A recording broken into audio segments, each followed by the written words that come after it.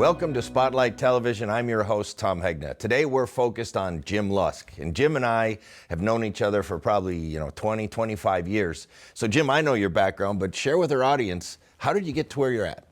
I've been in the business it'll be 41 years in April. And I started the business after teaching high school math and physics. And it was interesting because I was selling real estate at the time, and I'm aging myself here, but this was the early 80s when interest rates were 15, 16%, and my wife's a homemaker, 2 kids, and I thought I had it wired. I'll just sell real estate in the summer, teach, and live happily ever after. But I didn't get the head baseball job, so that affected me a lot. So I thought, I got to do something else. And then real estate was tanking. But I had a buddy who was doing really well in the insurance and financial planning world, and I'm thinking, man, if he could do this, I got to be able to do it. So in 1983, I took the leap. 40 years later, here I am. So that's my story. I can get deeper if you want, but that's about it. Now I know up there, you're now in the Spokane area, and I know you work a lot with police chiefs and with government type employees, and because you work with people who have pensions, and you help them optimize their pensions. So tell us how that works. That's interesting you say that, Tom, because in my 40 years, I've found that there's so many different markets, and I still love working with young people, young families, business succession planning and so on.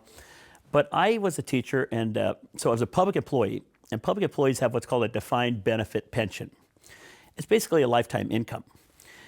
And I knew my pension when I was 22 years old. Now, I know you're retired military. Thanks for serving, Tom. You were a colonel, and you get this lifetime, I call it wake-up money. Every month the check hits, and you like that. But I knew at 22 years old, I'm a math major, and I'm thinking, wow, I could do this for 30 years. At 2%, I'll get 60% of my highest 2 years back at that time of that pension. I'd be 52 years old, and gosh, if I can get my income up to 60, 70,000, I'll get 60%. Well, that's cool. I could do that. Well, anyway, one thing leads to another. We're broke, and the real estate tanked, and so I got in this business. First thing I looked at when I got in this business is, do they have a defined benefit pension? Because I'm not going to do this forever. I want some wake-up money when I walk out the door. Well, I've been to companies that actually worked, and now I'm in my late 60s, and I got wake-up money. I've got 3 different pensions. I've got Social Security. So I've been obsessed with this market for years. But the market is really, you take this lifetime income, but that's for you only. If you want your spouse to have an income, you got to take a reduction. We call it the delta or the spread. It says you're going to give up money if you want your spouse to have a survivor benefit. So for years I thought, well, what are they doing? They're just buying a survivor benefit. Maybe I could work in that space. And so I've become an expert, a national expert on what we call it pension option planning. The industry used to call it pension maximization, and it's been abused and so on. So we don't like that phrase. We call it pension option planning. But the answer to your question is, that's probably about 80% of my business today. And the people I recruit and train, I do nationally teach people how to work in this market. I've done that with my own pensions, but the key is, I think you want to do it as young as possible, right? Like if you can get somebody in their 40s and 50s, it even works out better than if they wait until they're in their 60s or 70s. Tom, that's true and false. The true part of it is if they get it and they're planners, we do some wonderful work for 40, 50-year-olds, and it might be half the cost of a person 60 years old. But they have kids in college, they have this, they have that, the cash flow is tighter. Sometimes they get married to, if they're a school employee, a 403B account. If they're a state employee, it's called a 457 plan. And it's hard to say, let's look at retirement. So I have a philosophy that you can't really plan for retirement until you can pronounce it. Once they become empty nesters, now the kids are gone, they're in their mid-40s or whatever, and now they're saying, shoot, I got a 15-year run or 20-year run before I retire. I better start doing something about it. That's ideal. But I still work with people walking out the door because, Tom, 80% of married retirees take a reduced survivor option, and they don't even know. They spend hours and hours looking at their investment, their rollovers, and they don't even know that this might be the biggest financial decision they'll ever make. So I have a philosophy I stole from a woman who is the administrator of the Washington State Teachers Retirement System. She said, it's amazing that people will spend a month to plan a week's vacation in Hawaii, and you know where I'm going with this, and yet they won't take an hour or two to plan the rest of their life. So I like to tap them on the shoulder and say, excuse me, Tom, have you looked at your pension options? And what's really funny, especially, I've had the same financial planner for 20 years, He's got me doing this, whatever. I said, yeah, but how about the pension? Have you looked at the pension options? So what we like to call is defensive retirement strategies. And let's look at a football, for instance. Offense is the wealth accumulation, investments, tax shoulders, so on. Defense is estate planning. Do they have wills and trusts? This pension option planning and long-term care planning. I say, let's put a moat around your castle. So if they have an advisor, I say, keep him or her. They're probably doing a wonderful job for you, but have they looked at the defense? And 9 times out of 10, they haven't even looked at it. So I say, let's work together for your best interest. Tom, you be the head coach. I'll be your defensive coordinator. Let them be your offensive coordinator. So that's how I teach my advisors. That's a great strategy. Yeah, and one of the things when you do that pension option is that it can then also protect your children too, because what happens if you do with just the pension, once the husband and wife die, that's it, it's gone. And with this pension option, there can actually be something there for the kids in many cases. Yeah, and Tom, you retire military, I do military, civil service, and so on. But I work mostly with state employees. Mm-hmm. And so I always say, if you have your choice, sometimes they say, well, my kids are doing better than me. I mean, my son's a doctor, my daughter's an attorney, they're making so much money, I don't owe them anything. My answer is, if you have your choice of passing to your estate or the state, then who wins?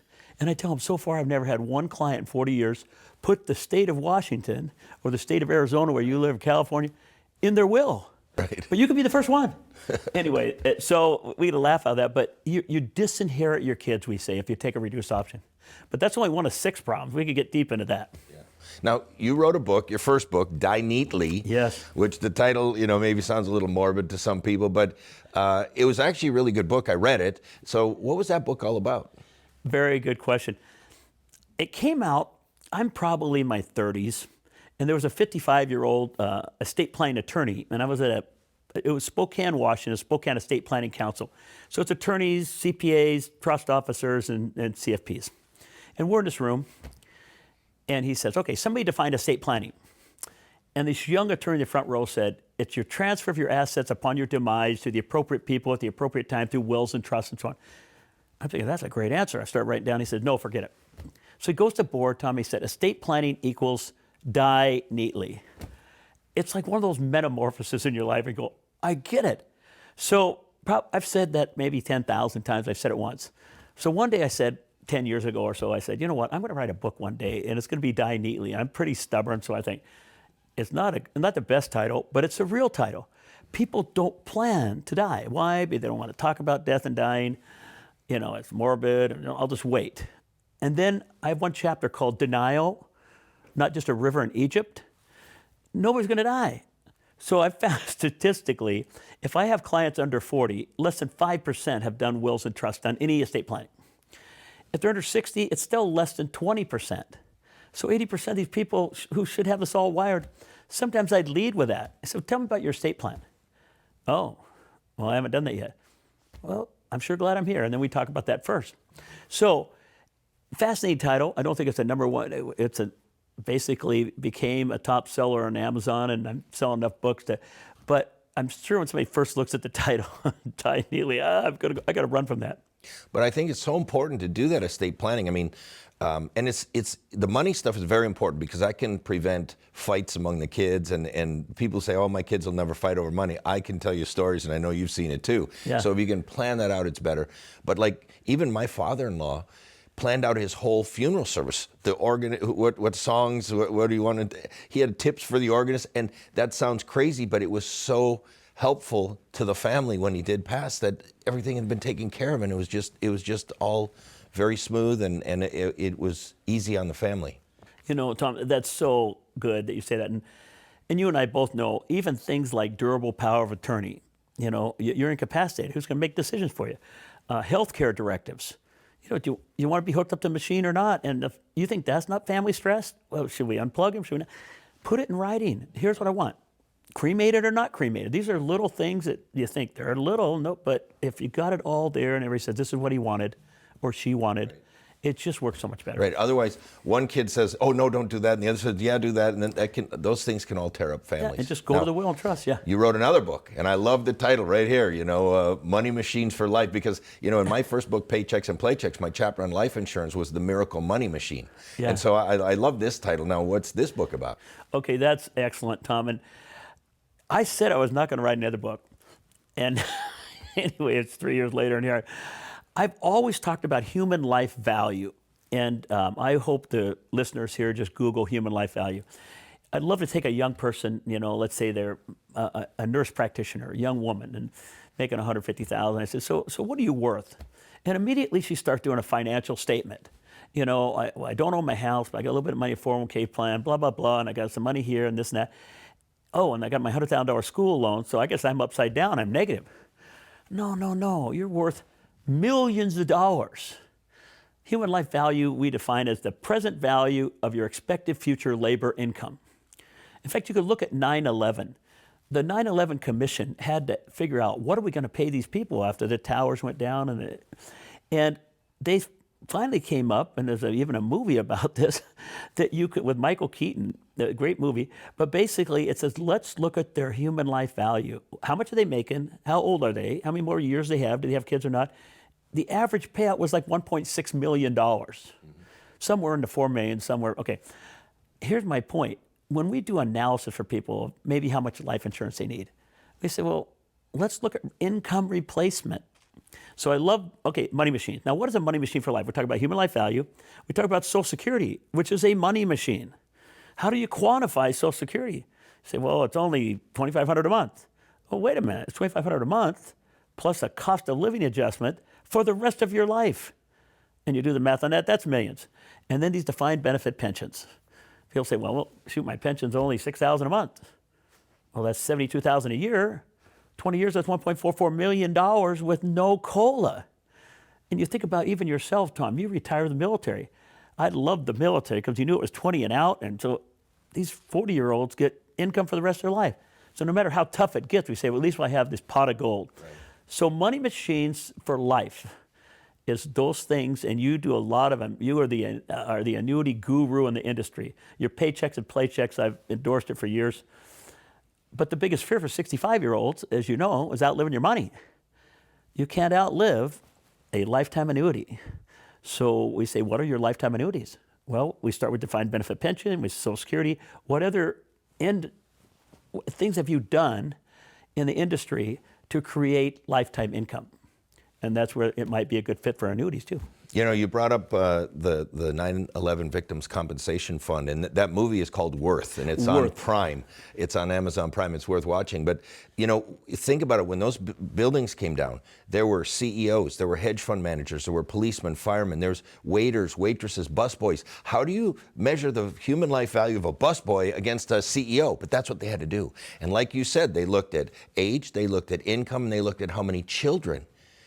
Why would they have children? Because those are financial responsibilities. And the biggest human life value was the younger you were, the more you made and the more children you had. So that busboy, if he had 5 or 6 kids, was worth more in human life value than that CEO. I just found that fascinating. Yeah. So, you're really passionate about permanent life insurance, as am I. I mean, it is a miracle money machine when you really get to know it. It's not this scam that people want to think it is. So why is permanent life insurance so important to your operation? Okay, that's a great question, Tom. And I know you and I have talked about this for years. There's a problem in the industry today that it's like every single solution is term insurance. There's even a famous radio announcer who's now, I guess, a financial expert. He actually tells everybody there's no place for permanent insurance, whole life, universal, anything. And everybody should buy term and invest at difference. And it's not the first time. I mean, I've been in this business 40 years. There's always somebody that comes around and he'll come and go. And in our general office, we sell more term policies than permanent policies because it has a place. Right. But I liken it to, when somebody is, I call them a termite. A termite is, no matter what your problem is, we're going to solve it with term insurance. And unfortunately, there's some financial planners who have bought into this thing too, because they love the assets under management, and the more assets they go under management, the less premium that goes to life insurance, the better.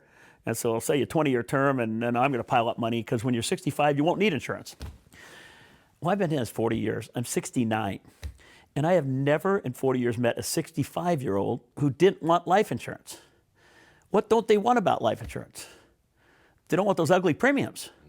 So what if we designed a portfolio for you that's some permanent and some term, and at 65, we have no more premiums, we have lifetime protection, and now with the great policies that are out there, we can accelerate death benefits for long-term care, critical illnesses, terminal illness, and so on. So you don't have to die to collect, but we can also create a tax-free income flow like a Roth IRA. That's why I love permanent life insurance. The other part is that my biggest market is pension option planning. I need a permanent policy because I got to be able to look the spouse in the eye and say, if he dies at 85, 90, 95, this money will come in. The greatest life insurance agent ever, a guy named Ben Feldman, he said, I sell tax-free dollars for pennies a piece. Well, I got $1 million policy that you're only paying, $10,000 a year for. Well, that's less than 1%.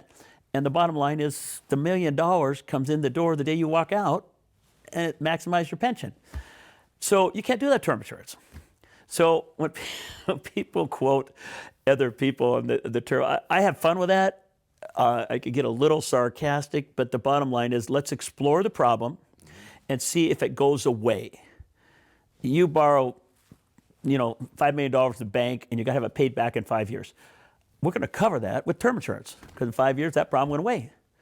You're a young person. You have 2 kids. You're making $100,000. I might need $2 million insurance. You're not going to buy $2 million permanent insurance.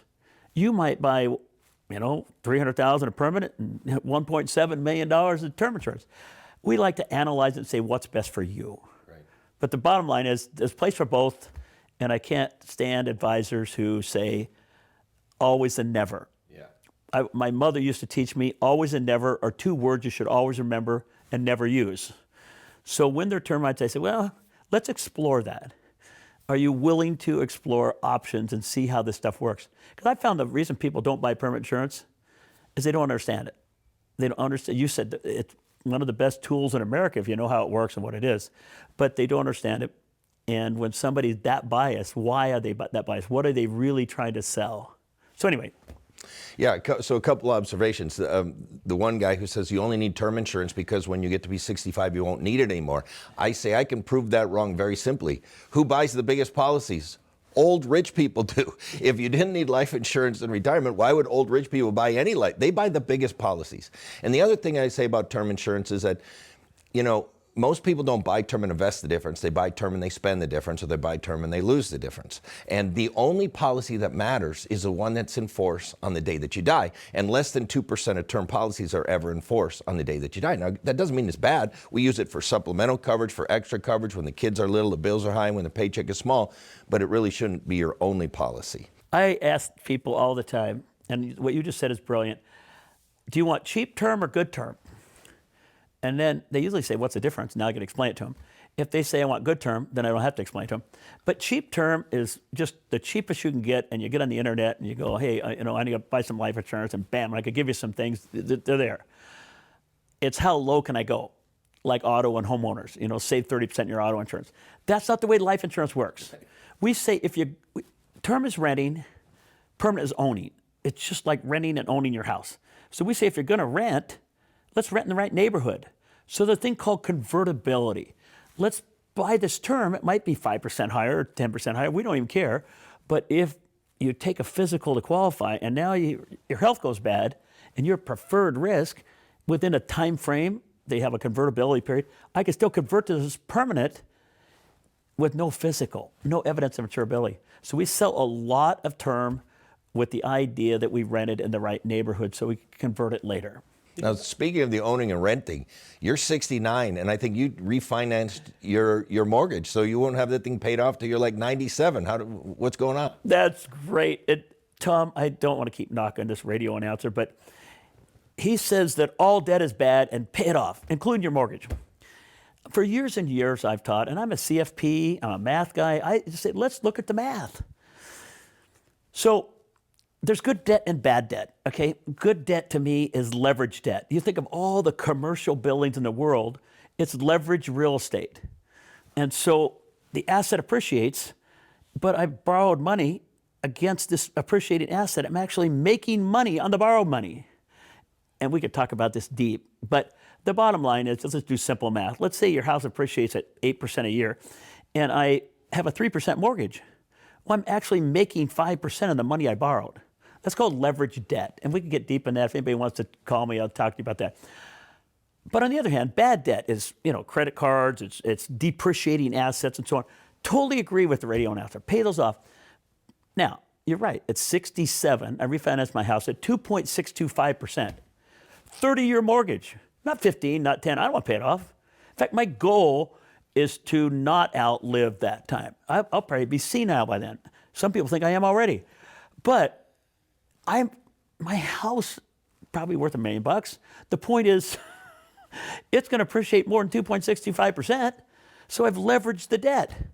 Take the difference now. Let's talk about, instead of buying term, invest the difference. Finance your house and invest the difference. Maybe I'll do another rental. Maybe I'll put more into Roth IRAs. When I have people who, they finance their house and the mortgage lender tells them, here's a 30-year mortgage, which by the way, they make more on. Here's a 15-year mortgage. So let's do the 30 in case things get tight, but we'll finance it like a 15, so you'll pay it off in 15 years. So they pay $400 or $500 extra on the mortgage. Why don't we take that $400 or $500, put it into another instrument that will pile up money tax deferred, and when the mortgage crosses over, I can just pay it off myself. I ask people all the time, did you enjoy going through that mortgage lending process? And nobody does. It's like everything you ever want to know about me and my credit and everything else, here it is so I can borrow money, right?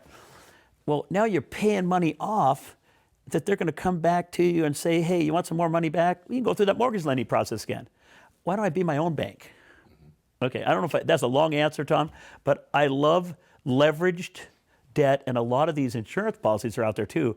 You can do the same borrowing from that. People say, I don't like to borrow money. Well, how about if you're making money while you're borrowing it, like banks do? Right. Okay, anyway. So now let's shift gears a little, because you talk about Social Security in your book, and you have some different views than maybe even me or some other advisors. So talk about that. Okay, excellent. I think this is a big conspiracy, Tom. You and I agree that you got to, at different instances, you got to look at things. But when in doubt, I say if the Social Security website, ssa.gov, says, hey, you should wait, and from every year after your normal retirement age, you get 8% more per year. Well, so now it's 67 for most people, so at 70, that's 24% more, and you should wait. Well, anytime a government website says to do something, the first thing you should be a little suspicious. What's their motive? But now I found a lot of financial advisors and insurance companies also are. I just heard a speech for a big insurance company, and a guy, and it wasn't even about Social Security, but he said, hey, by the way, don't forget Social Security, and you should wait. And I said, whoa, let's talk about this. And so I do workshops on why you don't wait and look at the mathematical difference. And there's about 6 different reasons you don't wait. And one of them is just do the math. And we look at the break-even point. And the break-even point, let's say you are 67 and you're going to wait at 24% more, good. But you gave up 3 years of payments that you could have gotten, wake-up money, that you didn't take. So let's not even take the interest on that. Let's just take that. And how long would it go? It's usually about age 82. And the guy says, well, I'm from a line of long livers. My mom died at 97, my dad died at 92, so I'm going to outlive that 82 by far. Well, maybe. Okay, but how about a couple things? How about the time value of money? Would you rather have $1,000 today or $1,000 in 8 years? So time value of money is about inflation. Let's factor that in. Now it's not 82, now it's 87, 88, whatever. How about the cost of living allowance? And I'm practicing what I preach, Tom. I'm not, okay. So at 66, was my normal retirement. I was making way too much to draw earlier than that. So at 66, I told her, I would draw Social Security. She goes, well, why wouldn't you wait? You get more money. Because with me, it would have been 4 times that age. It'd be 32% more. Took the money, invested it.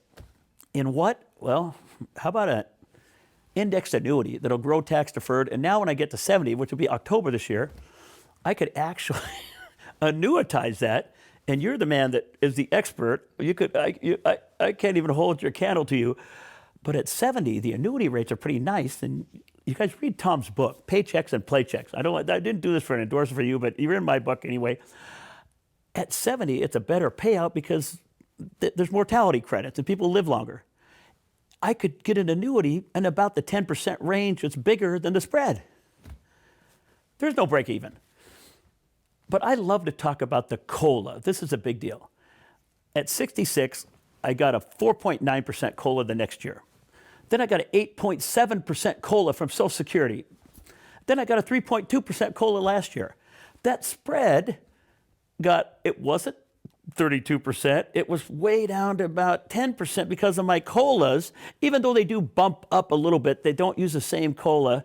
They can do whatever they want on the actuarial increase. Even forget the other things, it would still never break even. But let me tell you my favorite story. When I do Social Security, I got the 70-year-old who waited to draw Social Security because he listened to his financial planner. And the guy said, oh no, you got to wait because whatever. And I think a lot of financial planners want to fill the gap, and they annuitize things and they move their money so they can build the gap before, okay. But this is the guy on his 70th birthday. Now picture this, he's got the cake, he's got 70 candles, and he knows I'm gonna have to blow out 70 candles. And remember how you were taught you gotta do it in one blow? So he's hyperventilating a little bit, and he's ready to blow those out, right? Okay, they light him, and his face goes into cake, flies everywhere. How much did he lose? He lost 4 years, in my case, 3 years, the guy's 67, of money that he could have been on the Social Security payroll. He didn't get. You die, you don't get it. So people say, well, I'm going to outlive that. Maybe, but what if you're wrong? And okay. And then I love what I call a peace of mind. The peace of mind says, I'm on the Social Security payroll. I got wake-up money. I can do what I want with it. You're the expert on, I love your saying, the go-go years, the slow-go years, and the no-go years. I'm doing your book for you. The go-go years are when you want the most money, not the least money. So from 62, say to 72, instead of waiting until 70 to 80, it's up to you guys, but I would just say, do the math, do the numbers. I'd love to argue this with anybody. Even in a debate, if somebody says, no, Jim's wrong, great, call me, let's do a debate. I'll show you the numbers. Yeah, I mean, I've always said, if you got two people, the breadwinner should delay because that covers both lives. The other one can take early. But all I ever want is that people do an analysis like what you've done. And don't just take it at 62 because your buddy at the coffee shop told you to take it at 62. Do an analysis, and I think we can agree on that. We could definitely, and you and I both love the math of the financial world. So now, Jim, you've been in the business over 40 years. You've seen a lot of changes. What are some of the changes that you've seen? You know, the biggest change that I've seen, I call it the flavor of the month, is I started in 1983. And universal life was hotter than a pistol in 1983 because short-term money was outperforming long-term money. And we could get deep with that. But I'm with a company that was really good, and I'm in San Francisco, and I go to this meeting, and basically the number 3 guy in the company, major insurance company, we're at this microphone yelling at the guy about why they don't have universal life because we're losing millions of dollars sales, blah, blah, blah. And he said, I'll never forget as long as I live. He said, everybody sit down. So let me tell you why the product isn't going to work long term. And he called it a negative arbitrage. I don't know very many words that have even 4 syllables. I'm not like a grammatical expert. But negative arbitrage, he says, this is the only time in history other than the Great Depression where short-term money has outperformed long-term money. And they're making 12% projections on short-term money. These policies are going to blow up. And he says some major carriers are actually paying their agents full commissions to replace their old whole life with this stuff.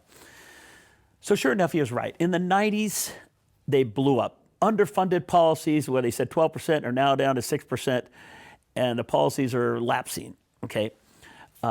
People projected to make a bunch of money. The money's not as much. Lawsuits started in the 90s. Major companies demutualized. And I'm a mutual insurance company. That's one of the biggest factors. Mutual insurance companies are owned by policyholders and not stockholders. So they're not traded on Wall Street. And if I get one over 140, 150 years old, they've been through the Depressions, the Great Depression, 2 world wars, and so on. So I can look at stability, stability, stability. Anyway, companies demutualized because they ran out of money. And I'm not going to mention the companies, but so anyway, whole life product along, especially participating. I got to be participating whole life where they pay dividends. When people say whole life's a terrible investment, I used to say, what kind of whole life? Because non-participating whole life is sold by stock companies. They don't get dividends. Yeah, that is not a good product. Participating whole life, it depends. It depends on how they run the company and so on. Okay, so whole life product line like the rabbit and the tortoise. So then came the late 90s. Market's hotter than a pistol, and it's going to be forever, right? There's going to be no corrections. So a product called variable universal life steps up. Let's get market returns on life insurance. So put this umbrella on it, and it'll go forever. Well, if you remember the turn of the century, 3 straight negative, dot-com bubble burst, popped up a little bit, and then came 2008. That 10-year period was the only time in history where in a 10-year period, the market was lower than the beginning. We used to say, well, there's never been any 10-year period. That was wrong. But if you bought VUL, I used to say it's like camping. You go camping and you got the fire going, and you say, oh, we better go. And so you douse the fire, put the stuff on. But just before you leave, remember, you take the last water and you dump it on that fire. Well, that was 2008.